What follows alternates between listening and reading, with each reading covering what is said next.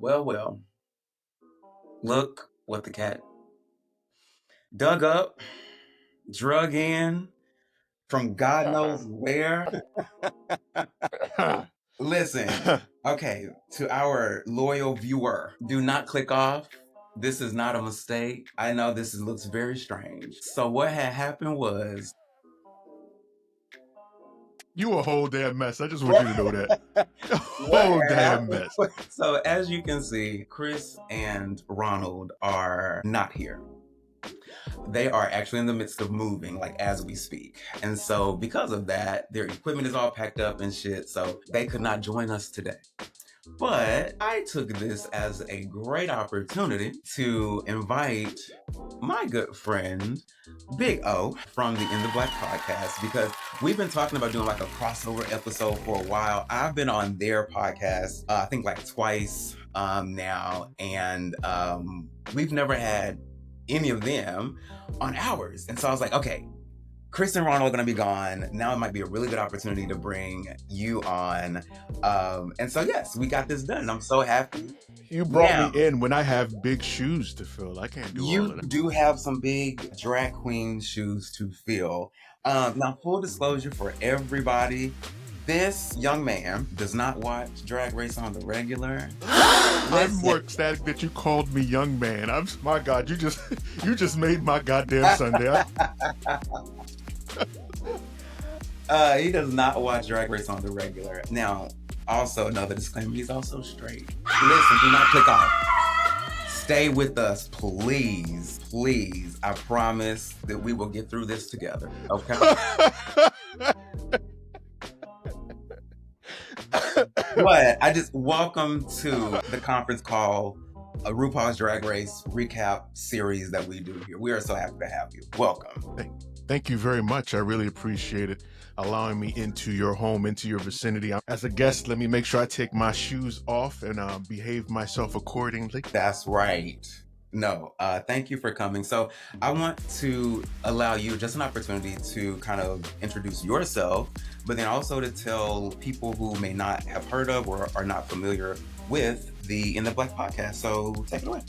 No doubt. Thank you. My name is Oluseun. Everyone knows me as Big O. I am just one of the hosts on the In the Black podcast. The In the Black podcast is a podcast dedicated to covering the current events and social issues going on in your Black world and covering it all from the perspective of three grown-ass men who like to get into a little bit of good trouble. We've had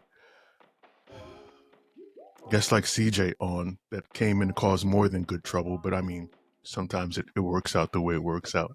But once again, I appreciate the opportunity. And like I said, thank you for allowing me in your space. I really appreciate it. Of course. We're happy to have you. This is going to be fun. Yes, sir. Yes, sir. Scary, but fun. And we'll make sure to put like all of your socials and links and such in the description of this episode, because people do need to go over there and watch y'all's content as well. So y'all do, in my opinion, very needed, timely, and serious discussions and content. Whereas we clearly do not. We over here talking about drag queens and dresses, and y'all are talking about, democracy and the world falling apart. And yeah. Sometimes you need this. I needed this in my life after the week. So I'm like I said, it's more a favor to me than it is to you. Well, yes, thank you again for coming. All right, so what we're going to do today is we're going to recap episodes 4 and 5 of the current season of RuPaul's Drag Race All-Stars Season 10. It's so many words. To try to get that out. So as we typically do, we are going to just kind of recap each episode and also look at the runways. So diving right into episode 4, which was the 8-ball maxi challenge. So this was also our first intro to the second bracket of the queens in this particular season. So let me explain some things to our newbie here. So this season of All Stars, they're doing things a little different. So they're introducing the queens in brackets of 5. So 2 or 3 weeks ago, we had our first bracket of 5 queens. From that 5, there were 3 that made the final cut, and they'll be moving forward. In episode 4, we met our second bracket of 5 queens, and those are the ones that we're going to be talking about today. And from this 5, 3 will be moving forward next week. So yeah, we'll get an intro look to these queens. I'll be sure to explain who these queens are and the drama between all of them. But we'll talk about that, and we'll talk about the runaways and such, and just have a good time. You ready? No problem. Yeah, I'm ready. Let's dive into it. Okay, fantastic. And full disclosure, he's been researching just a little bit prior to this, so he's not coming in like, completely. I'm not brand new. Yeah, so. brand new. He did a little research, so I'm proud of him for that. All right, so we're gonna dive in. So again, this is episode 4, the 8-ball maxi challenges. So we'll dive into the intros and then we'll talk about the challenge. Good to go. All right, here we go. First up, we have intro. All right, so this little girl, this is our first look at Georges in a very small amount of time. So Georges was on All Stars 9, which was obviously the season prior to this All Stars, and she was also on season whatever. But this is like her 3rd time around, which bugs me because I'm like, all right, if you didn't get it your regular season, sure, come back for All Stars. If you didn't get it All Stars, if you didn't win All Stars, girl, you should be done. Why are you coming back for another All Stars? Oh, so did she win? No. Her season? No. So is her personality just that big that's the reason why they bring No. No. Okay. So the thing about Georges is RuPaul really likes Georges. I do not know why. So on her original season, RuPaul was like, oh my God, you were made for drag. You do drag so well. And in my opinion, she's not a bad drag queen, but she's not the best drag queen. I don't understand what RuPaul sees so much into Georges. And to me, I feel like it's just a little ridiculous that you were just on the last season of All Stars and now you're back on this season of All Stars. So what it seems like to me is that I feel like they're getting a little desperate with casting, and especially with, I'm just saying, when you got to bring back a queen that was just on the last one, come on. When you have so many other queens also to choose from, though, who haven't been on an All-Star season as well. To me, I'm just like, what are we doing? But no, Georges she's pretty. She does drag well. But my thing is, why is she back so soon? Why is she back at all? Again. So is the question, what is special about Georges? Yeah. Outside of RuPaul liking her, like what's special about her? I don't know. I have no clue. No. I mean, I'm trying to get an understanding. So each one of the queens has something that is supposed to be there. At least you correct me if I'm wrong. Each one of the queens is supposed to have something that is their specialty. Does she not have a specialty? You would think that would be the case, but no. I mean, most of the time, yes. But sometimes it's just, a lot of queens are just good TV, honestly.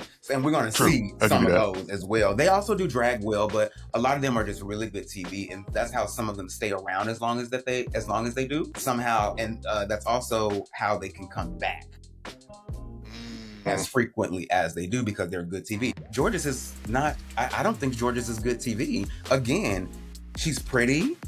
She does drag well, but in my opinion, there's nothing extravagantly special about Georges that would make RuPaul be like, oh my God, you're doing so I don't know. Okay. Yeah. All right, next up we have Tina Burner intro. These are just the intro looks. So these are our first, not introductions to the queens, but these are the first looks that they are presenting to us on this season. Okay. Thoughts? The color choice is nice. Okay. She has, I know it's just the intro, but it seemed like she had presence, and that's always a good start, is to make sure that even if the outfit is not good, you want to at least have stage presence, because sometimes the presence brings out the outfit, right? So I can at least say, for that part, she has presence. She has presence. You're fitting right on in. You're fitting right in. Because that was prime shade. That was prime shade. Even if the outfit is not good, she has presence. Fantastic shade. You were made for that. So Tina Burner, in her original seasons, her aesthetic was like the colors red, orange, and yellow for like flames because her name was Tina Burner. So a lot of her looks incorporated those colors. And so she kind of pigeonholed herself into that. So what she's doing now is trying to get out of that. So she's not wearing those colors, or she's trying not to wear them in the same way, or she's trying to maybe elevate her style or her look. So when she came out in this silver number, it was a deviation from her typical aesthetic, which we're happy about.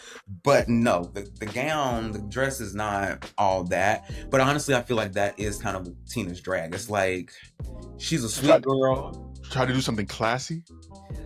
She's trying to do something classy, and she can do classy things. But so my thing about Tina is, I think, is the fit and styling of her drag. I'm under the impression that maybe she creates her own looks often, because I think this episode she won for a design challenge. So she can create things, like she can sew and she can do it quickly and apparently well, but I think her issue is like styling and fit. So, and I think we see this here. Interesting. Okay. Yeah. Okay. All right, so next up is Miss Carrie Colby. I like this. I'm not gonna lie to you, I actually like that. It's beautiful. The actual change with the shirt, the button collar shirt, using it in the front, that was actually that was a good choice. Yes, like yes. It stands out, but it's just not. It's not over the top, and the fact that it's fitting. Yeah, I like that. I like that. That was very nice. Carrie, who is also a Leo, so I'm kind of a fan. She's also gorgeous. I like this look. I think this is a great look for her as far as her intro or re-intro to us. The wig is wigging.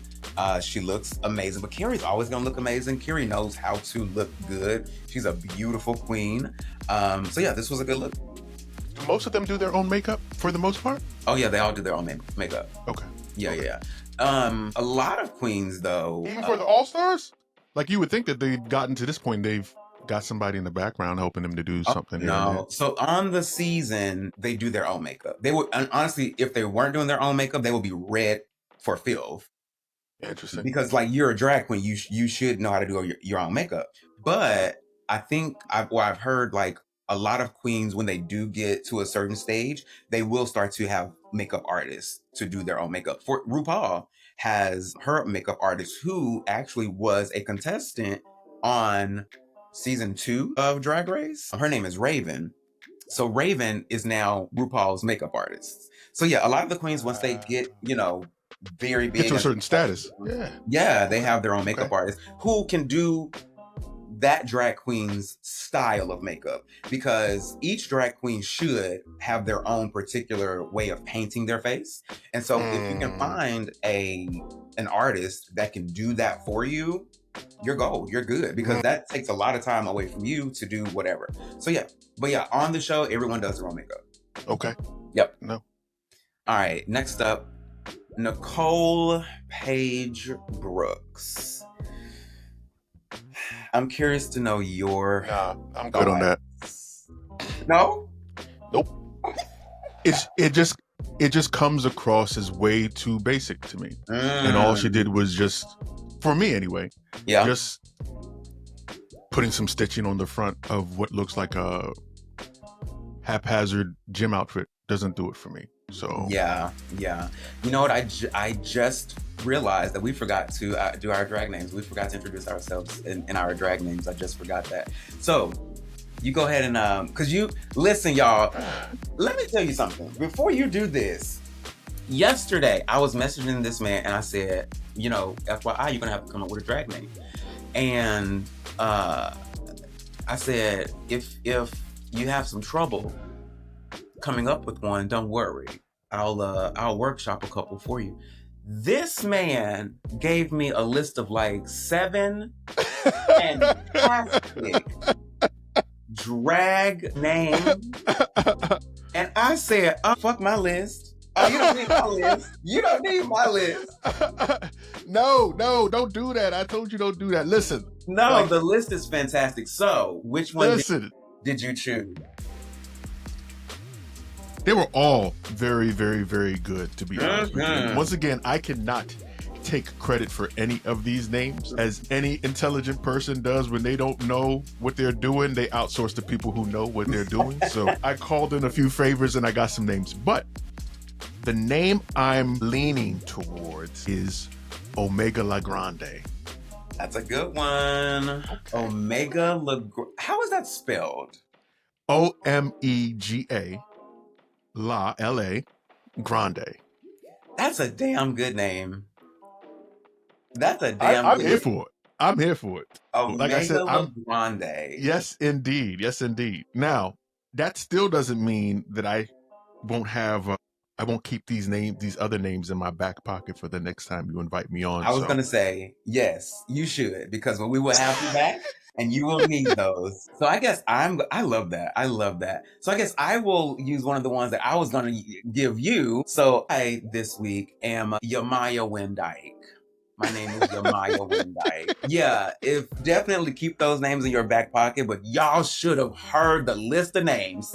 They were so good. I was like, oh yeah, okay, you didn't need me at all. I'm gonna tell my homeboy after this recording that he did a very, very good job, and he came up with them real quick too. So I love that. Yeah, yes, he did indeed. a great job. Thank you. All right, back to Miss Nicole in her basic look. Yes. Yeah. So okay. Nicole Paige Brooks, who we just saw, is a queen from season 2 of RuPaul's Drag Race. So many, many, many moons ago. And so we see this a lot with some of the queens from like the early seasons of Drag Race. So drag back then was very, very different than the drag we see now. So a lot of the drag queens now are fully like painted and they're doing like all kinds of crazy things with their makeup. Whereas back in the day, it was more so like female impersonation, like just painting very demurely and just trying your best to look like a woman. Just passing. And just passing. And so that's the type of makeup that Nicole does. So as you saw, her makeup just looks everything looked very basic. Exactly. It looked very basic. It looked very, very basic. Now, I'm going to say this. My daughter and I, we started off watching season 9. And I'm not going to lie, my favorite, I don't know if you remember this queen, Nina Bonina Brown. Nina is your favorite? Yes, indeed. And the thing about it, the reason why I like Nina is not because, it's honestly because she put so much thought into her characters. Okay. The first time she came out, she had a head like a peach. Yes. And I was like, what is going on here? But as she progressed through the seasons, she had these things that just made her stand out. And I liked that so much. It was just so colorful. It wasn't just about, like we said with Miss Brooks, passing. I wanted somebody to stand out. And Nina does a good job of standing out. So that is very true. I'm so surprised to hear that, but I fully understand. Nina, so you are 100% correct. On Nina's season, no one had done something that no one was doing the type of drag that Nina was doing prior to her season. So like you said, she came out and she did like a lot of, her looks were made, or her headpieces were made of paper. So she came out and that peach thing was made of paper. A lot of things that she was doing was just made of paper, and she was all just the sculpting props, yes, and she was like making her makeup go into that to like make her face like a peach. It blended very, very well. Everything was put together well. So Nina was doing that. Now, if you like Nina, I encourage you to look up a queen named Lucky Stars with 3 Z's, I think. She was on the last regular season. So Lucky, I feel like, does Nina elevated. She does it to the max. So if you liked Nina, look up Lucky Stars. I think you'll like her too. Now, the thing about Nina was, Nina has what RuPaul calls a inner saboteur, which we won't get into the full details, but Nina had some issues on her season, and I feel like Nina still has some issues. But I love that she was your favorite on season 9. Oh, by far. I love that. And now I've just looked up Lucky Stars, and wow. Yeah. Wow, these pieces are great. Incredible. So I was rooting for Lucky. I thought she was going to be the winner of the last season, but she ended up going home first. So...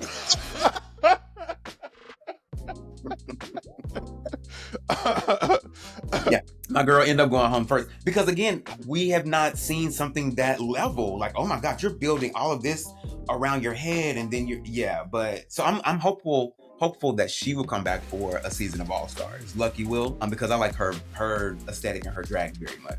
Once again, does she have personality though? So that's the thing. She went home so early. We didn't quite Didn't get a chance to see it. Makes sense. Yeah. So, but she's very good. But yeah, Nicole was just a little too basic. This is basic, but this is again kind of indicative of like seasons past, those early seasons of drag where the girls just, again, the level of drag has elevated from then until now, and so unfortunately we see a lot of the elder drag queens kind of fall behind some of these newer queens. For example, next up we have the villain of every season, Mistress Isabelle Brooks.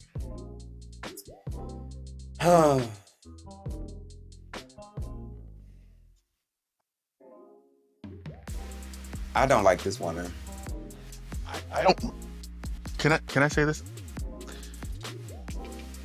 She didn't put her outfit together well enough that the illusion is not there. You get what I'm saying? Like her aesthetic is showing. Like you can see that she didn't really blend it in very well or taper it in. So it's like, okay, we see that you're wearing a falsie. Now, if the whole thing is for you to present, then complete it. And attention to detail really matters, right? If you're an artist, attention to detail really matters. So you would want to put all those pieces together very well before you come out and introduce yourself and you not all put together, right? Yeah. Your eye is sharp, because let me tell you, the only thing that I noticed with her, we call those a titty bib, is okay. The only thing that I noticed, and I didn't even notice until I was actually creating these clips, was the top was puckering a little bit when she would like move a certain way. And I noticed that she had a way of just like moving and just kind of putting it back. I thought it was smart the way she was doing it, but as she moved, I think as she kind of squeezed like her arms or whatever, it kind of puckered there a little bit. I will say though that her personality notwithstanding presents pretty good drag. Like she is big and I'm not talking about her size, but she's just over the top. She's big. She does big drag. It is her personality that is lacking. She's a mean girl. She's a mean girl. She is manipulative. She's been accused of being a liar. I believe it. In episode 5, like she manipulated a whole situation to where she would come out on top and pretty much just fucked over like 2 other queens. She's that kind of girl. She's that kind of contestant. And when we saw she was this way on her original season, and it is no surprise that she's worse back bringing the game on this season. Yeah, she's not to be trusted. She is a snake. But a lot of drag queens really like her for that reason. So a lot of drag queens love mess. A lot of drag queens love drama. But then a lot of drag queens praise her because of the way that she paints. Apparently, the way she paints is just really, really good. Again, I'm not a drag queen. I don't do makeup, so I can't tell astounding makeup from, pretty good makeup. But apparently the way she paints her face is just, oh my God. I mean, she looks great, of course, but I'm like, maybe there are techniques that like experts can pick out that I can't. Understood. But yeah, this was Mistress's intro, and this look was pretty much indicative of what she typically does. This is kind of typical look for Mistress. So it's like Maleficent, like she just looks dark all the time? Evil, yes. Pretty much. Yeah. And she's a Southern queen, so she's from Texas. And so Southern Don't get me started. I know a couple of queens from Texas, and everything's always big and extra and over the top. So, and that's exactly how it is. And I think she's a pageant queen. So a lot of her are those worse? I keep hearing that those are worse. Those pageant queens are like always. Yeah, they can be. They can be cutthroat, but they can also be they tend to be like kind of overly polished and overly, sometimes, for lack of a better term, political. Like they give very pageant answers to different questions, and they make sure they're always smiling, and I dig it. Not her, not Mistress, but yeah, the pageant queens can be a little cutthroat. Okay. Yeah. Okay. All right. I think this is our last intro look. Yes, this is Lydia Butthole Collins. I'm gonna let you go first. I don't get what she was trying to pull off there. Thank you. Not even in the least bit. Thank you. If that's your introduction, nah, bro. I'm not a fan. Not even a little bit. Even if you want to be risque and shocking with like some of the text on your clothes and all that other stuff, the whole thing just seemed like it was haphazard and rushed. Yeah. You know what? I agree completely. So Lydia Butthole Collins, literally that's her name. I honestly thought that you were just being mean, but okay, go ahead. I promise I was not. That is the name Okay. that she came up with for her drag persona, Lydia Butthole Collins. So Lydia was actually just on the last season of Drag Race. Like she Okay. had, I think, like a 5-day turnaround between ending that season and jumping onto this one. Okay. Which is unheard of. That has never been done before. So honestly, none of the queens on this season know who she is because that season, when they started recording this, hadn't even aired yet. So they're like, girl, who are you? So now it makes sense what you were saying about the casting and all that other stuff, because that sounds wild. Exactly. The rumor has it there was another queen from a previous season that was supposed to be in Lydia's place, but at the last minute either did not or decided to back out, or something happened where that queen was not going to be on the cast, and then I think they just quickly got Lydia in. But this look is very indicative of Lydia's drag. Like, this is what she typically does. It's weird drag, and I like a weird drag when it's done well. So a lot of people let me not bring her up because she's problematic. A lot of people will remember like Evie Oddly. I love Evie Oddly. She does odd drag, but she does it well. Lydia does not do odd drag well. To your point, it looks like she just threw some stuff together and presented it on the runway, and it just doesn't make any sense. Yeah. Like you said, that it being haphazard, the rush and turnaround seems to be present in that whole thing, because that doesn't fly very well for me. I agree. And the thing that bothers me is, as she describes her drag, she sounds like this is fully a thought out look. This is exactly how I wanted it to be. And I'm like, it can't be. That can't be it, because this looks. If that was on your vision board, you need to scrap the whole vision board. I'm sorry. That was like, what's going on, bro? Thank you.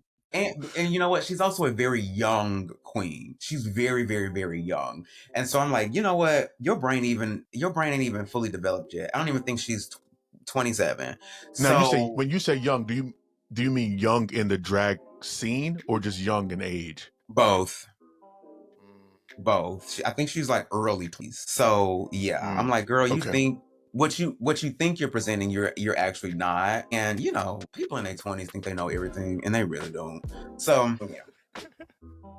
All right, so that was all the intro looks. Again, this was the 8-ball maxi challenge. So the challenge was the girls were given these big, massive, like 8 balls, where they had, and the 8 balls included a bunch of different fabrics and pieces and such, and they had to create their own looks using 8 different items that were in the 8 ball or whatever. Had to completely make them from scratch. Now, this is where we see queens who are designers, queens who can sew, and queens who cannot. And so we see this every season. Some queens know how to sew and construct a garment, and some don't. And a lot of times that shows on the runway. So we will dive into those. First up, we have George's.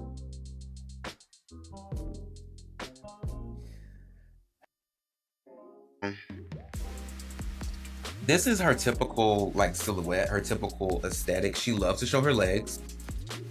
She loves to kind of be somewhat semi-nude, and she loves kind of a flounce. She loves something like coming off the side. She loves something flowing behind her. I think it was cute, but I wasn't like blown away. No, it was very simple once again. It was very simple once again. It came across as very simple. It just seemed like she took a bathing suit and just added a couple of additional pieces to it. And I mean, if that's supposed to be your mark, I don't know if that's going to cut it. I needed something more, so. But that's just me. I needed something more. Y'all heard him. Nothing else needs to be said. Moving on. Miss Carrie Colby. Now, based on this look, would you say that she knows how to sew? She knows how to construct a garment? Not even a little bit. And there's one, okay, I know I have not been watching for very long, but I know that one of the rules is that you cannot wrap a piece of fabric around your waist and call it an outfit. Good. So that it seemed like she just did that and just added some frills to it. Yeah, this was terrible. This was terrible. Beyond terrible. She does not know how to sew. She's not a seamstress, and that's pretty much what she did. She constructed this bra, which I think the bra looked pretty good considering. And then whatever the strings were, she threw that about her shoulder. She threw a couple of strands around her waist, and that was it. Yeah. So yeah, not a good look for Carrie.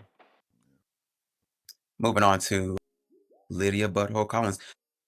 Once again, this is her aesthetic. Wrap some stuff around her body that kind of, she likes an 80s aesthetic. Yeah. But to me, it doesn't gel a lot. It doesn't come together. It seems very haphazard. I see where she was going with it, but once again, it didn't seem like she put it together well at all. Like Yeah. I get the whole 80s thing and the athletic socks and all that whole but she didn't do a good job of that at all. Yeah. Now this might come as a surprise to you, but she was actually in the top 2 this week. Hold on, how come she was in the top 2 after that first outfit too? Like they took that into consideration, I'm hoping. Like her introduction was so the intros are not taken into consideration. Don't do that. You never get a second chance to make a first impression, and that first impression was terrible. Terrible. Okay. Yeah. But she was in the top, so she was one of the top queens this week, which is crazy to me. All right, next up.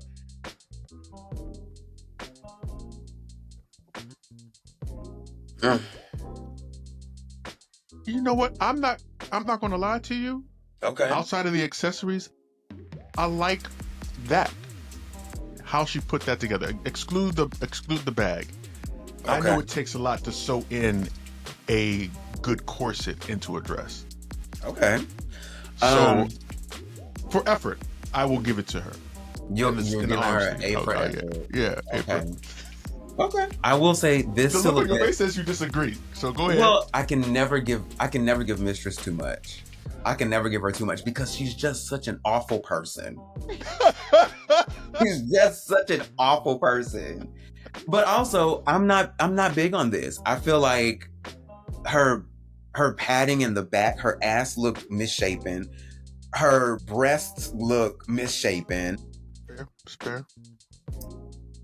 And this is a typical silhouette. Like she'll typically do like a corset and like a long kind of gown. So this is not anything that is unique. Oh, okay, I dig it. It's something that she typically like does. But what I want to say as well is, so again, they had to use each textile or fabric or whatever that was in their 8 ball. Okay. And they had 8 pieces. And one of those pieces was that blue tulle that was in her handbag that she made. And my thing is like, you didn't use that. You just put that in the bag. As an accessory, you could have easily put it on your, Yeah. Makes like sense. You just makes sense. Like it doesn't even line the bag. You just stuffed it in the bag. Yeah. And I was so surprised that nobody called her out on it. Okay. Yes. I dig it. It makes sense. What? I was like, that makes perfect sense. So yeah, and aside from that, I just don't think it looks all that good. The color scheme is okay. We've seen cheetah print or animal print, whatever. Girl, bye. But I mean, you can't hate she's working with what she has. So that's why I said at least to give her an A for effort, how she put it together. I didn't think about the extra, that blue piece that was there. Yeah. Yeah, okay. She just threw that in. All right. Nicole Page Brooks. Once again, very simple. Very simple. Once again, very simple. It's... Yeah, we're not going to do that. No. Overly simple. Yeah. Now I see, okay, this... And I hate to say it because I gave her such shit before, but Miss Butthole Collins or whatever. Now I got to give her more credit for her outfit because this seems like she really. I can see where she was going with the outfit and how she put it together. But this was just so basic. It was. But it goes back to what you were saying before about the generational change. Like, it just seems like she's not really giving too much. Let me not say that. I don't want to be mean, but there needs to be.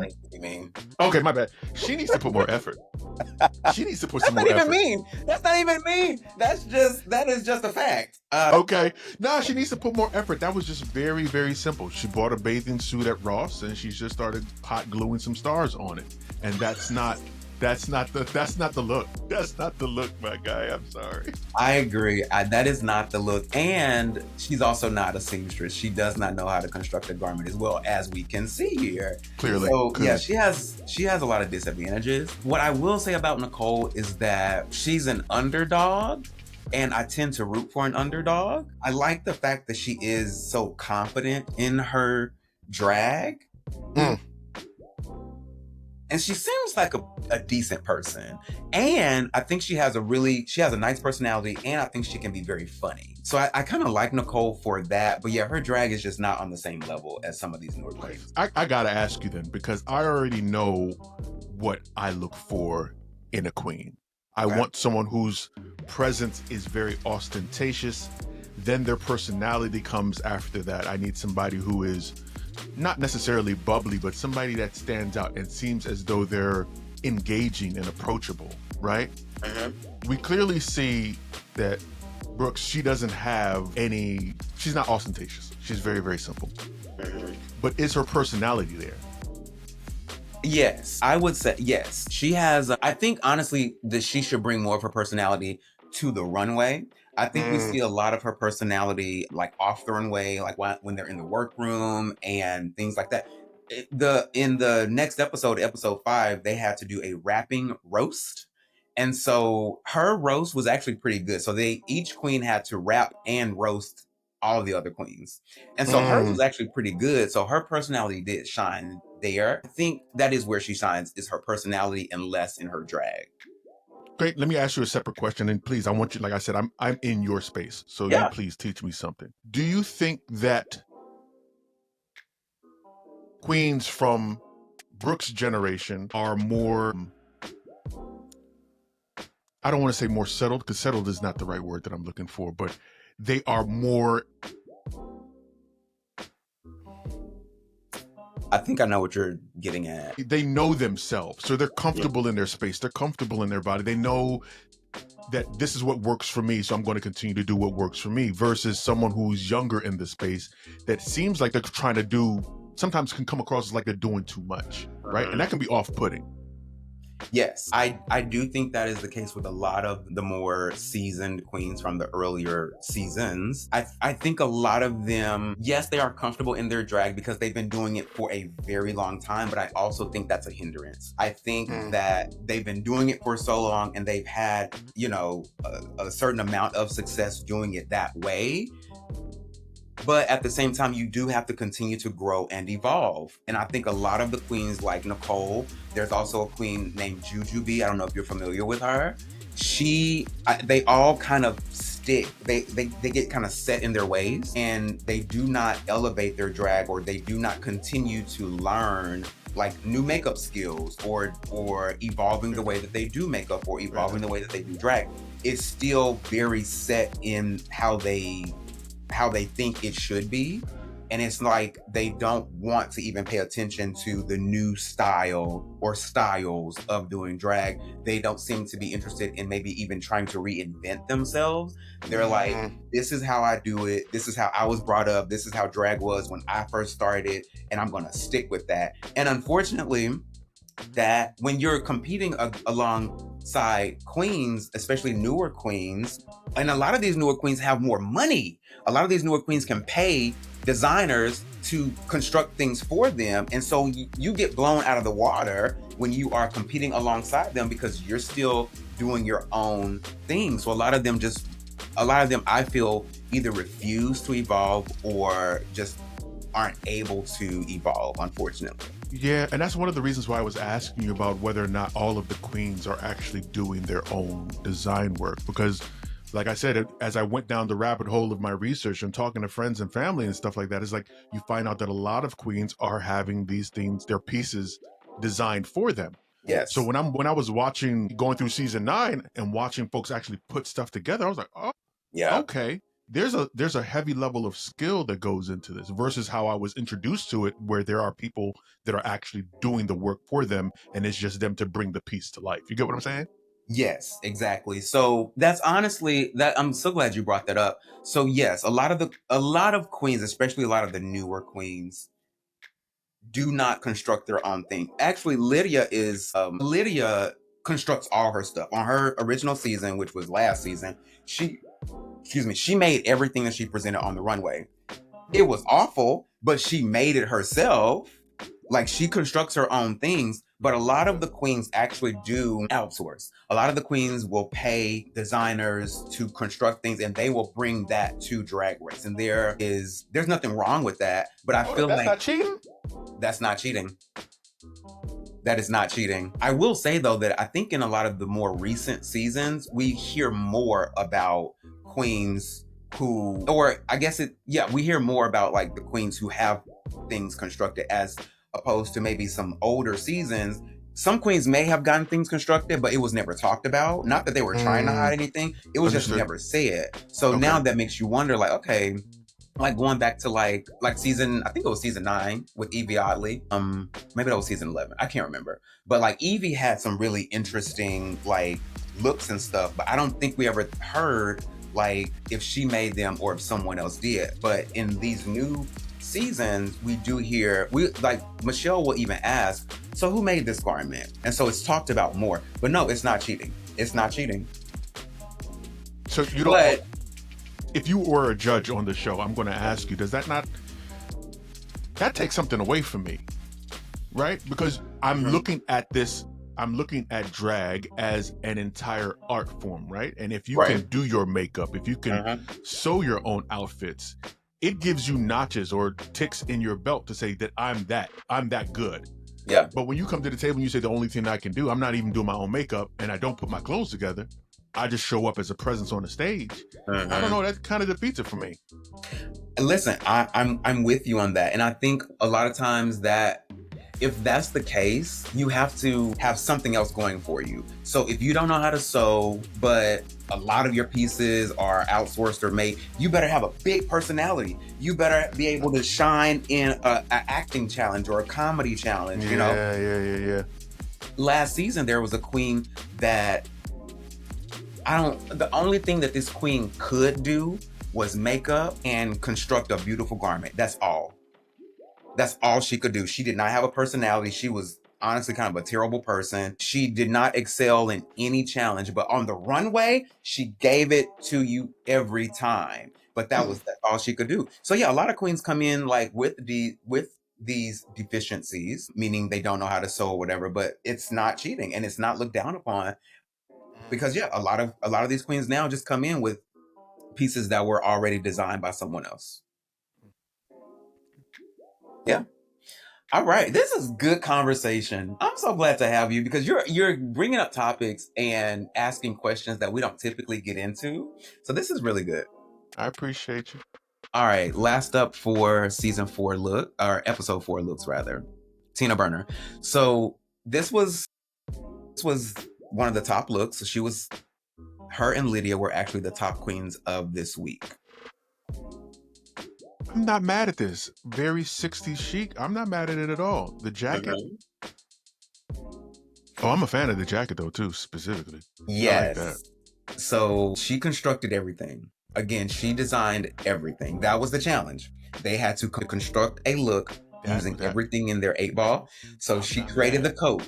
She lined the coat. She put the fur trim on the coat. She made the pants. She made the top. The belt was, that was 100% constructed. I'm not mad at it. I liked it. Yeah. I liked it.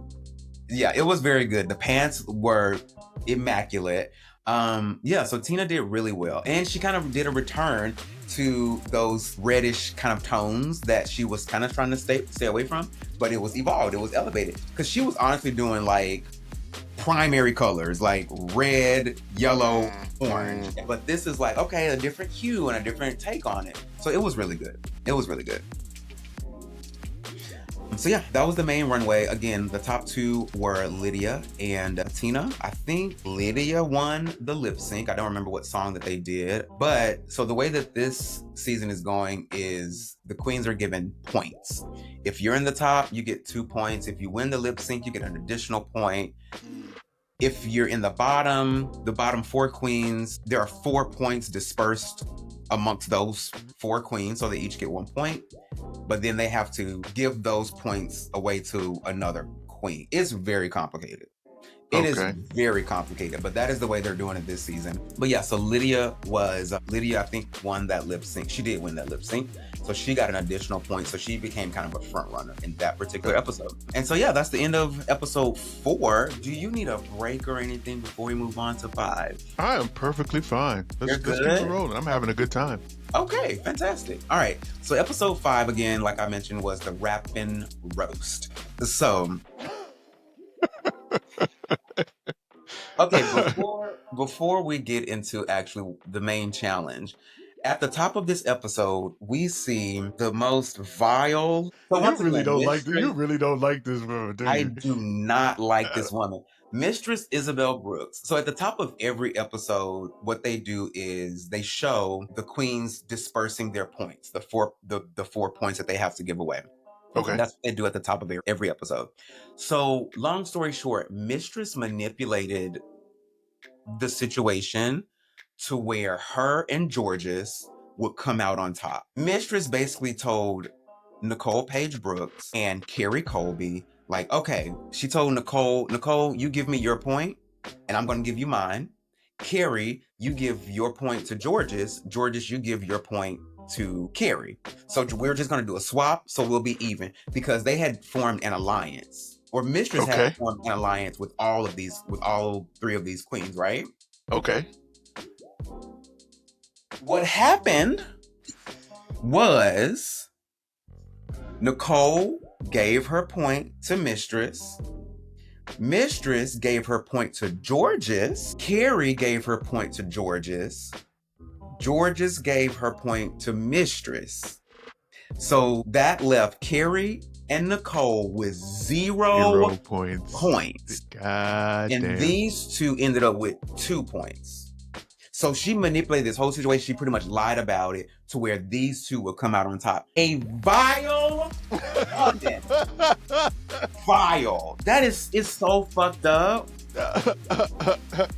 It's so fucked up. That's what I mean. She's a snake. She cannot be trusted. Because she literally said, okay, we're going to do this, and this is how it's going to be, and it's going to be even, and she fucked them over.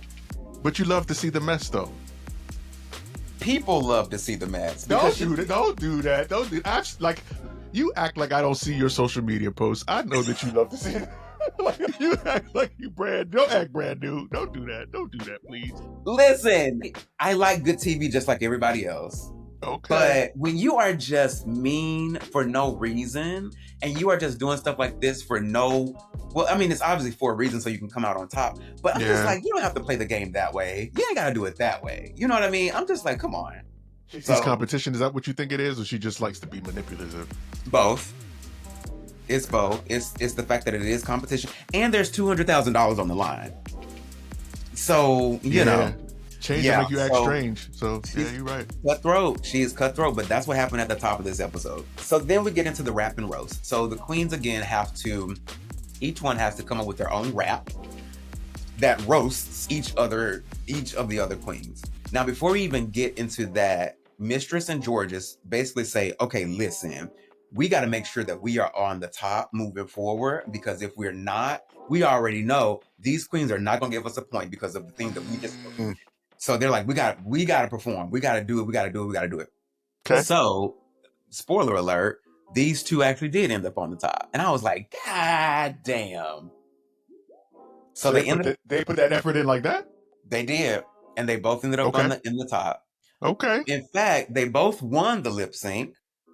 And so they both had to split a point. So now I think they ended up with like 4.5 points apiece, which Wow. pretty much kind of guarantees them moving forward throughout the competition, depending Gotcha. on whatever's going to happen next week. You But always they got now that have half point. 4.5 points. Exactly. It Yeah. was Yeah, crazy. makes sense. So we do not have any clips from the rap and roast, but it was pretty good. But we do have clips from the runway. So we'll dive into that if you're ready. Yep. All right, we're going to start out with Miss Tinta Burnter. So the category for this runway was, I think, plant, flower, some type of flower inspired or plant inspired look. And I think this was really cute for Tina. I like this. Not just for her, that was actually very well executed. Like Very. blossoming and coming out, that was actually really well done. And Yes. sometimes, you know, at least from some of the episodes that I've seen, you see folks when they want to stand out, they have these extra pieces where they have to either tear off or then let drop down. It becomes cumbersome, right? Like it gets in the way as they're trying to, you know, present on the stage. But that was actually very well done. Very well done. Very well done, yes. So you can tell that Tina has elevated her drag some from her original season to this one. She's definitely showing a level of growth in her drag that I think a lot of people are happy and proud to see. So yeah, I'm very happy with this. And I love that fascinator.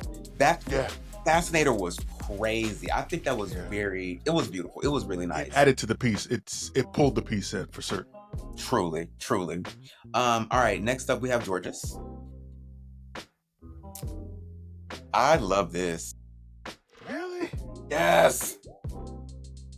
You already said she likes to show off a bit. But, like, I like the concept, the Venus flytrap and all that. I like the concept. There's a but. I don't know. Okay.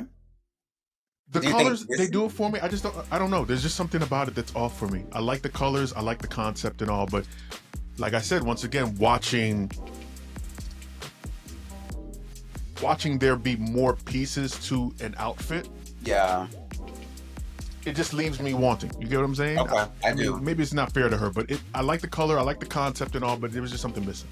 I get that. And that's fair. I do enjoy it. I like everything about it, especially the hair. I love that hair. The hair was probably the biggest standout. You're right about that. I like that. I mean, she looked like she's from a comic book or like a movie or something. Yeah. I thought it was very cute. There was a critique, not in this episode, but in the Pit Stop, which is the official RuPaul's Drag Race recap show that they do like on Saturdays. One of the queens mentioned that she should have had more body, so she should have had more padding or some padding. She didn't pad at all. I don't think she typically pads at all. I give you that. They were like, she needed some padding, a little bit more body to give her a little bit more volume. Yeah, I can see that. Like padding on her waist and hips, that would have pulled. Yeah, I think that would have done better. But the hair color was, like I said, the color concept and how it pulled together was fucking phenomenal. It was a good job. I like that. I loved it. I loved it a lot. Yeah, I like that. All right, now you mentioned before, you know, how some of the reveals can be cumbersome and time consuming, and you can tell that the queen kind of struggles to, you know, get the reveal done. Well, what had happened was, we'll see in just a moment, but Nicole did, so, she's having to peel herself out of it. So it wasn't so much a reveal as a... You know what? It was a bold choice, but when you watch somebody struggle through their outfit like that, it takes away from the whole presentation. So It does. I like the look. I love that cactus look. There's also, I don't know if you are a fan of Star Trek at all, but Yes, I am. You are. Okay. There was something Borg-like about that look for me. I think it was because of the blossom over the eye. Yes. I thought the same thing. I thought the same I was thing. like, is she somehow doing Borg cactus? I kind of like that. And with like the stone face that she had, I was like, this looks very Borg-like. I think that the padding on the top layer probably gave her too much problems, bro. I think that the padding on, if she had, I believe if she had kept the padding simply to underneath, they would have been better off for her to take it off, because it's like I said, that top layer, she just struggled a little bit too much with that. Yeah, yeah. And I think this again is very indicative of where she is in drag. So reveals are big things on the runway, especially in a lip sync. And it's so commonplace now in Drag Race where a queen is going to have either a wig reveal or a clothing reveal. Like, that's a thing, and you can almost expect it now.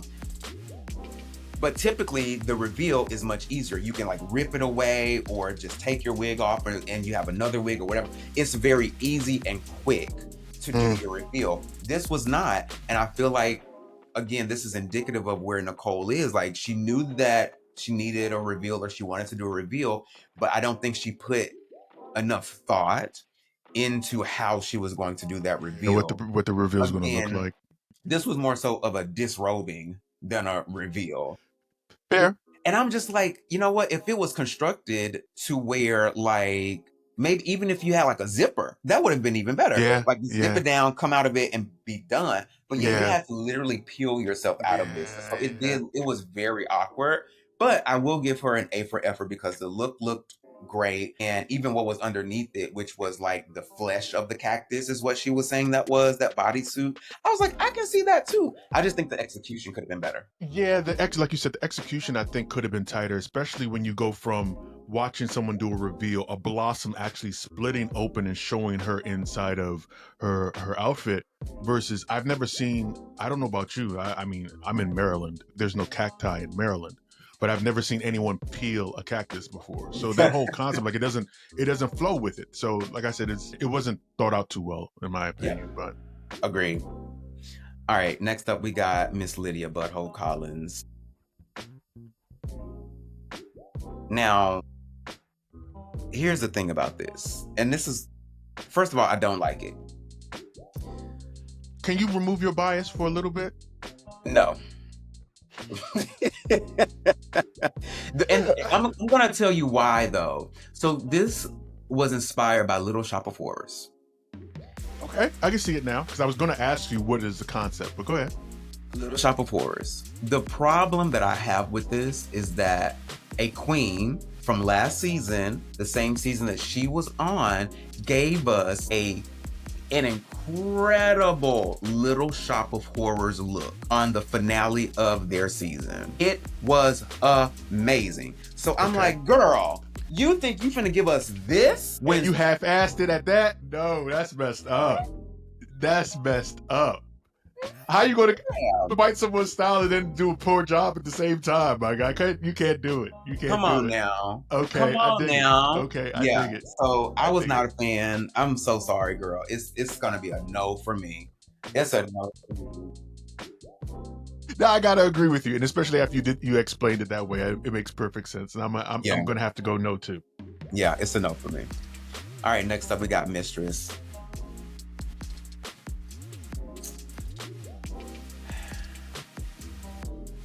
I don't know about you, but the first thing that comes to mind is Super Mario Brothers for some reason. Thank you. Yes. Yes. Nah, I'm not getting Cactus. I'm getting Bowser. I'm glad that I'm not the only one. I was like, I don't know what you're trying to pull off, but that's not it. That's not it.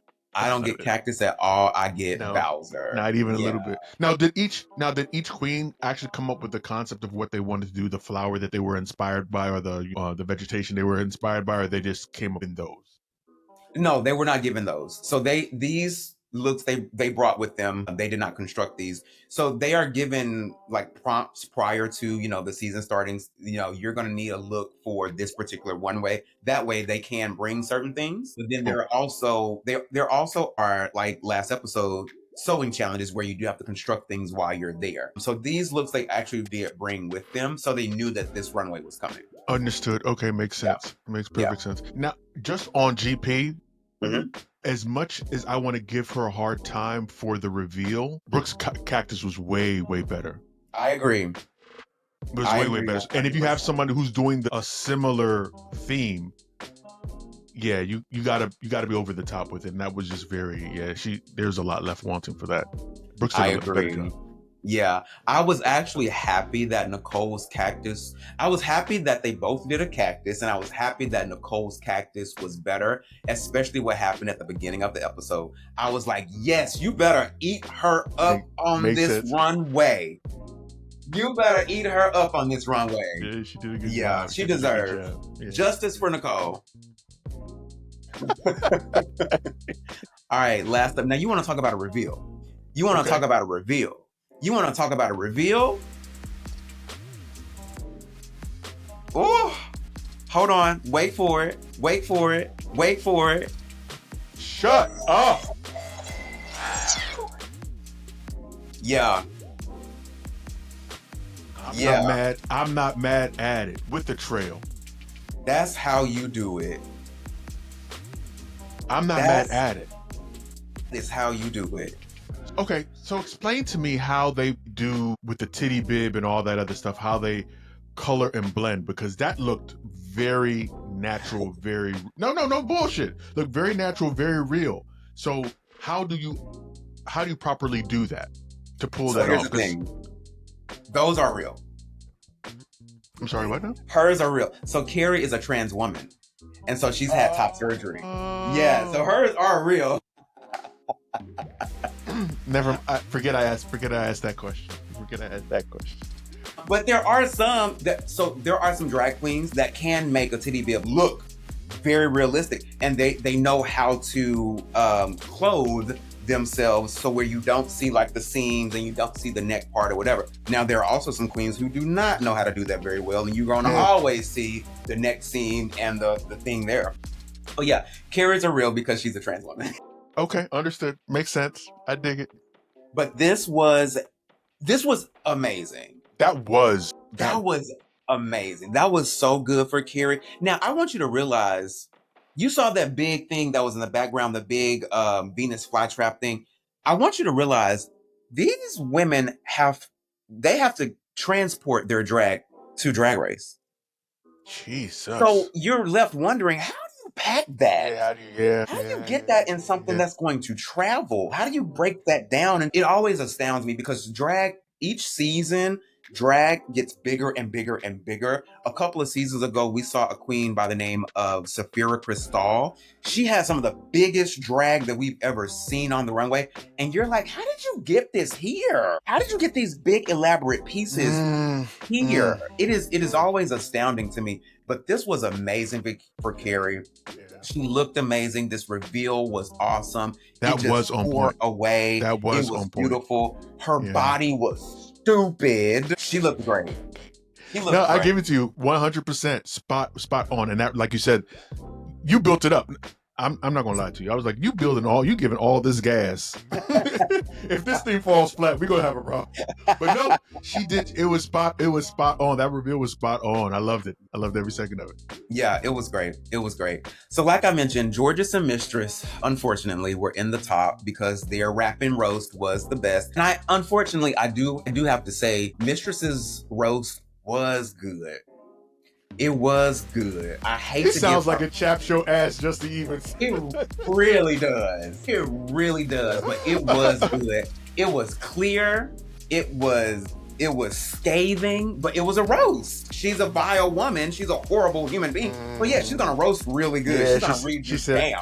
It's in her wheelhouse. She was ready for it. It was a challenge made for her. Yeah. They both were in the top. Again, they both tied for the top, so they both split 1 point. And so now I think they're pretty much front runners at 4.5. Yeah, so that is the end of both of these episodes. We've looked through all the looks. We've gone through the recap and done everything. So we're nearing the end of this episode, of this recap. So how are you feeling? What do you think? Was this a good intro to this season of Drag Race? What are your thoughts? I actually enjoyed the costumes, the outfits, more than I thought I would. I am now becoming a stickler for those queens that are able to do their own work. Like, that is if you don't have anything else, I want you to be able to at least put your work together. Yes. Right? At least for me anyway. I know some people like the personality, some people favor makeup over all that other stuff. But I want to see somebody, and we've had this conversation already. Like my mom, her background when we came to this country, she was a seamstress, and my younger daughter, she's actually getting into designing arts. So watching a queen actually put together those pieces and know how to do a reveal because they thought everything out. They've had the vision board. They know how to break it down. That sticks out for me. So the more I can see of that, the happier I'll be honest with you. I'm with you. You like personalities. Don't do that. You want personalities. You want the mess. You want all that other stuff. Don't do that. Don't do that. I mean, I do want personalities. You can keep the mess. I don't want the mess. I really don't, especially the mistress level of mess. But yeah, this was good. Thank you again for coming. We're going to go ahead and wrap up. So remember to like the episode, subscribe to the page, hit the notification bell, and comment. We love the comments. Before we go, remind the people where they can find you, remind the people where they can find the podcast, so forth and so on.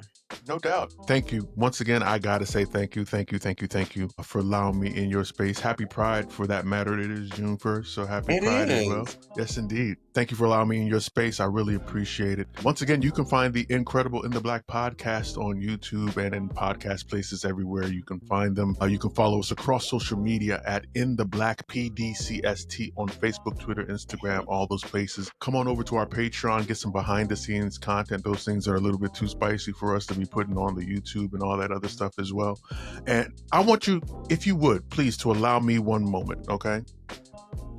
I know that your viewers come here and enjoy the personality, enjoy the talks, you, Chris, and Ronald, and enjoy the breakdowns of the show. But putting this thing together is not a small thing. So if you enjoy CJ, if you enjoy Chris, if you enjoy Ronald, do them a favor by supporting them as best as you can. Whether it means sliding over to the Patreon, going over, hitting them on the Cash App, all of these things, because this is a labor of love, and the labor of love takes a lot. It takes a lot. And if you love what they're doing, show them that love. We appreciate that. You can definitely get my Cash App if you would like. Please do. But yes, thank you so much for coming. This is, like I said, this has been a long time coming, and it is not the last because you got a whole list of drag names that you can use now. Yes, so I do. I'm ready to break all of them out. I love that. Fact, I need for you to ask Chris to give me one too, so that I can have that and mark that on my list as well. You don't want a Chris drag name because he comes up.